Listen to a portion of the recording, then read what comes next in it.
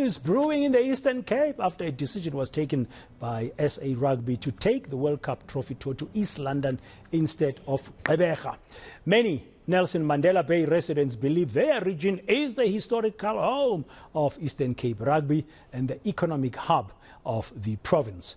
Ronald Masinda reports. Two-time Rugby World Cup winning captain Siya Kolisi and director of rugby Rassie Erasmus both hail from Nelson Mandela Bay, and it is for this reason that Mayor Gqeberha believes adoring rugby fans from the region should not be deprived from experiencing the Rugby World Cup bus tour experience. We've asked the President of SARU, Mr. Mark Alexander, as well as the gentleman organising the tour, Mr. Yusuf Jackson, and then we've also interacted with the Premier, and on top of that we've interacted with EPRU, Eastern Province Rugby Union, and we're putting all kinds of pressure on everybody involved so that we can do the right thing in the end. I think the decision they came to, it's our firm belief that it's the wrong decision.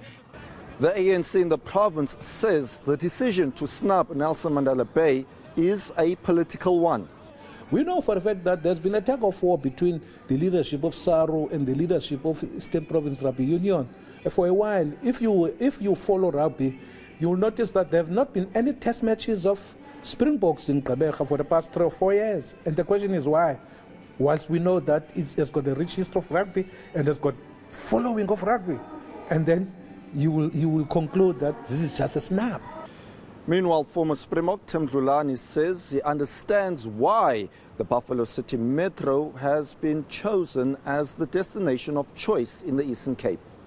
But what I believe SA Rugby's selection was, who is in the team that has an impact within the communities, which is coming in with the Eastern Cape.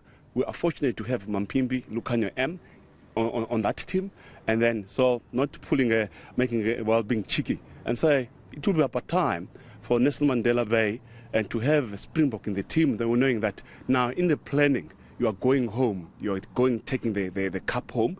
I think that is their selection and looking at the impact of the communities and the distance.